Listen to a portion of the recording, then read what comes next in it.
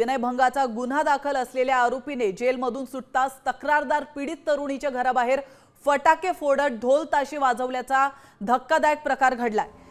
उल्हासनगरच्या कॅम्प 2 मधील रमाबाई टेकडी परिसरामध्ये 27 एप्रिलच्या रात्री हंशू बिपिन झा, रोहित झा आणि सोनमणी झा आणि बिट्टू सीताराम यादव यांनी एका घराचा दरवाजा तोडून घरातील 2 तरुणींना बाहेर खेचलं आणि त्यांचा विनयभंग केला होता।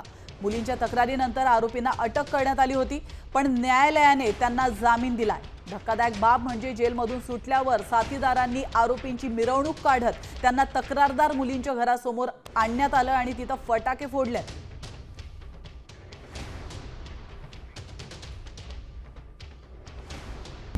आता isakal.com आहे देशातील नंबर 1 ची मराठी न्यूज वेबसाईट। प्रत्येक अपडेटसाठी isakal.com ला नक्की भेट द्या।